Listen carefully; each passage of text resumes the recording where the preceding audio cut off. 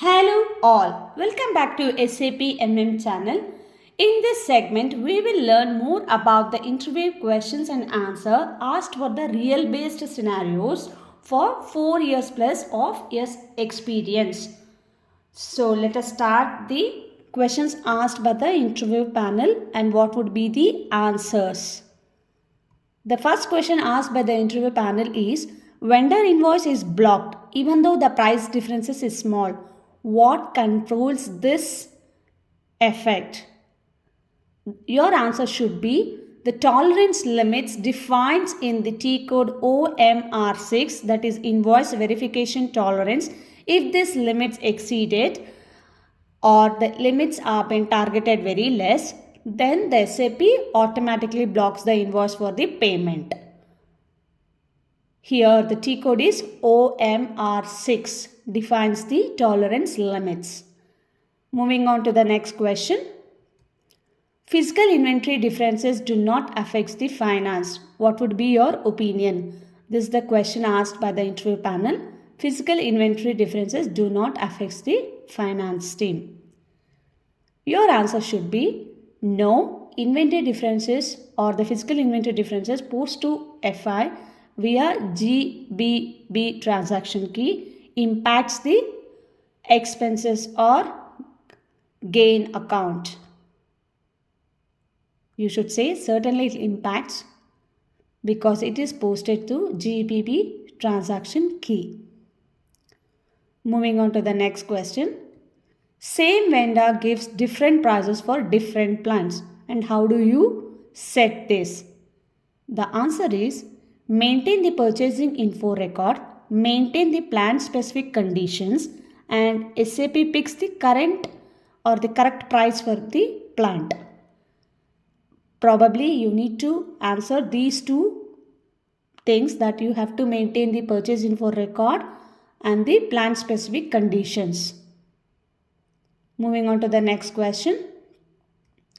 Consumables should post directly to the cost center. The requirement is consumables should post directly to the cost center. So how do you achieve this? The answer is use the account assignment category as a K, maintain the cost center in PO, configure the backend settings, the GBB transaction code to VBR, then cost post directly without the inventory. If you use this account assignment category K and cost post directly to this cost center without the inventory. Moving on to the next question. Moving average price is always better than the standard price. What would you suggest to the business? The answer is no. Moving average price is suitable for externally procured materials with the frequent price changes, like frequently fluctuates the price. The standard price is preferred in the production to avoid the price fluctuation and impacting the inventory valuation.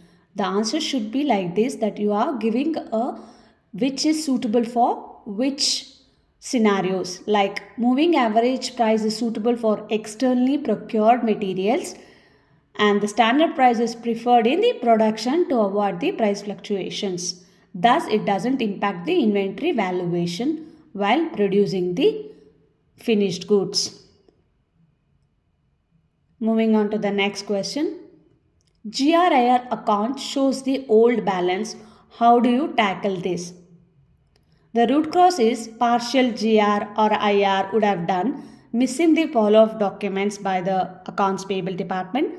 How to fix this is you need to run MR11 T code at a regular intervals and clear the open items. This should be your answer. Moving on to the next question. GR is posted but no accounting document is generated. Why? The answer is this happens when the material is non-valuated or GR is for the special stocks like consignment, subcontracting components. When I verify the material type, valuation control and the special stock indicator, I come to a conclusion why the GR doesn't show the material document. Moving on to the next question. Invoice blocked though PO is approved. How do you explain this to business? Invoice is blocked though the PO is approved. So you need to say PO approval controls the authorization but not the financial tolerance. As I said earlier, that the invoice blocking is driven by the tolerance limit that is in the T code OMR6. The price variances or the quantity mismatch would have been happened. So I clearly explained this to the business and unblock the after PO and the invoice validation. Since the PO approval only controls the authorization, the approval authorization, but not the amount tolerance, that could be amount or the quantity. So these tolerance will be maintained under OMR 6. This should be your answer. Moving on to the next question asked in the interview panel. User cannot reverse a GR and system shows a deficit of stock Y. The answer should be bring the stock back to the same status or undo the, like you need to bring back the stock, like if it is in the transit or in the issue, you need to cancel those issue and bring back it, then reverse the GR. It will happen. Moving on to the next question. How to debug the release strategy determination? How do you debug the release strategy determination? So the answer is you need to use this CL20N or CL30N to simulate the classification, then check the purchase document communication structure, that is CEKKO, CEKPO, run the transactions in the OMGQ for release strategy logs. After checking all this purchase document communication structure, we need to run the transaction in T code OMGQ for release strategy logs.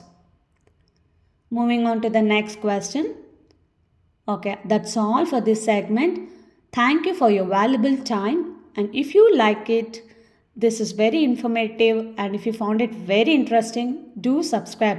Your subscription is a big boost to me to come up with many more invoice related videos. Thank you. Do subscribe.